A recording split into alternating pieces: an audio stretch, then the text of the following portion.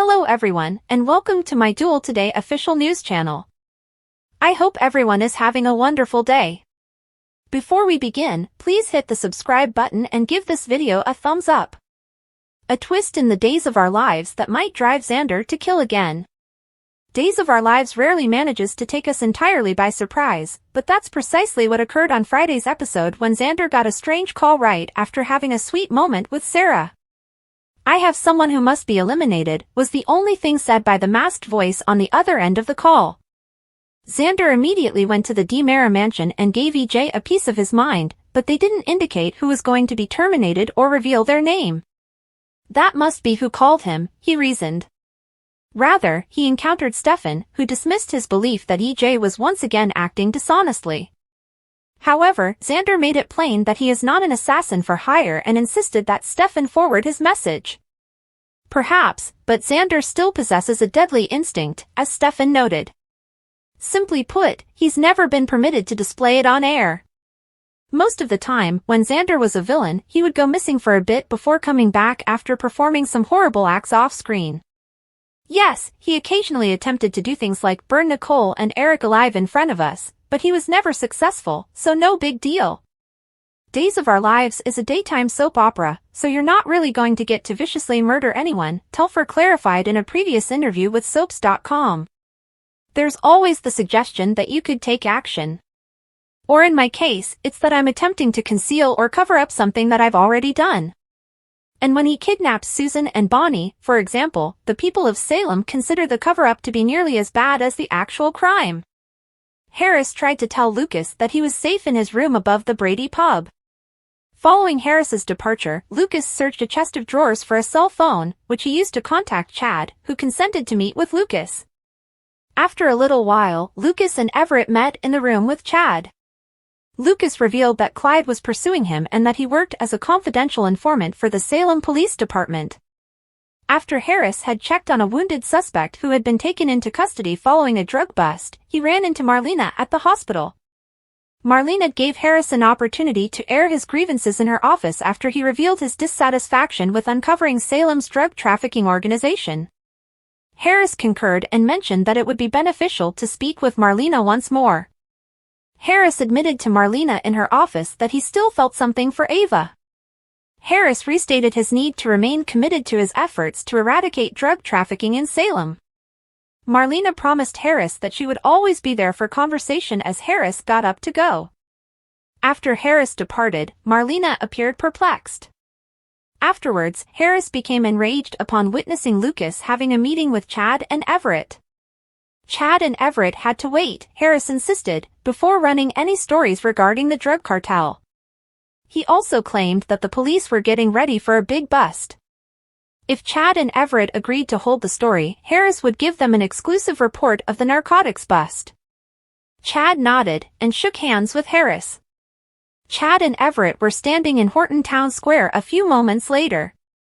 Chad mentioned that they needed to interview one more individual if he and Everett were to fully tell their narrative about the drug cartel. Yes.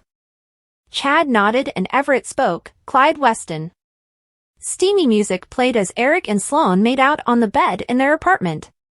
Just as the couple was about to make love, they heard Jude sobbing in the adjacent room.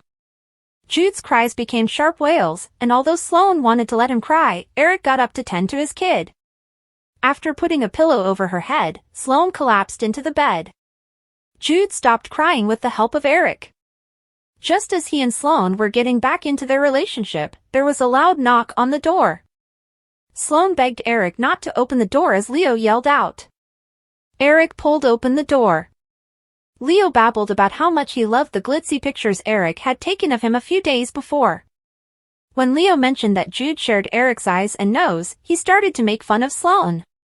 Another knock on the door brought Melinda inside, which Leo, Sloane, and Eric heard.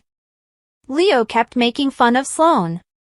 Leo surprised everyone by revealing that he was Jude's godfather after Melinda declared that she was the child's godmother. Leo had been kidding, Sloane remarked. Leo quickly left the room so that he could view the pictures Eric had taken of him. Seated by herself in the main room, Sloane confided in Melinda that the baby was getting in the way of her sexual life and she didn't think she was made out to be a mother. She went on and on about changing diapers and other tasks that were required of new parents. Melinda became irate and angrily declared that she would not be showing pity for Sloane. Eric wouldn't allow them employ a nanny, Sloane complained, and she expressed doubts about her ability to make it. Sloane, you had better make it. Because you will be trading 18 years of parenting a child for prison for you, me, and Leo, wrecking our lives, if you give in to your princess-wise urge to not be woken up or spat upon and you give Jude back to Nicole. Is that your desired outcome? Melinda inquired. A short while later, Eric came back, but before he and Sloane could get anything done, there was another knock on the door. Marlena found the door opened by Eric. When Marlena mentioned that she had dropped by to see Jude, Sloane threw herself onto the bed in frustration.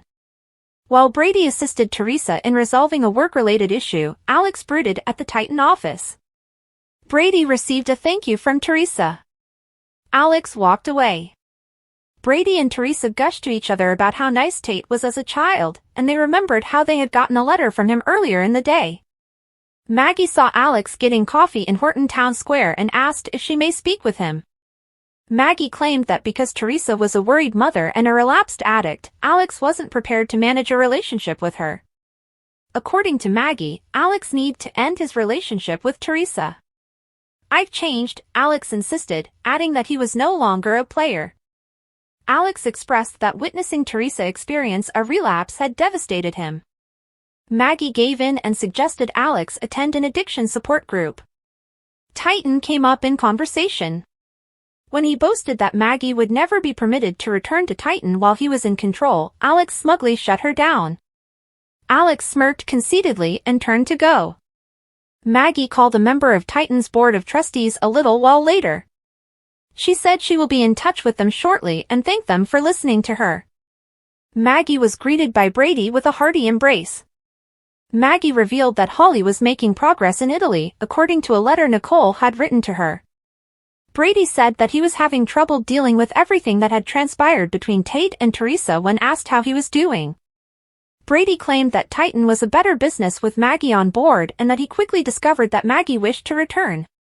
Brady's promise to discuss Maggie's return to Titan with the board made her delighted. Maggie gave Brady a hug. Alex informed Teresa about the support group Maggie had suggested when they were back at Titan. When Alex expressed his desire to lend Teresa greater support, she was moved. As things heated up, they shared a kiss and got ready to have sex at work. Days of Our Lives spoilers suggest that Rachel Black is as smart as she is cute. She also loves her brother Tate Black and is probably very saddened over what's happened to her step-cousin Holly Jonas. Rachel is likely upset about her brother's predicament and the entire situation. Sure, she and Holly may have squabbled now and again, but she doesn't want to see anything bad happen to her.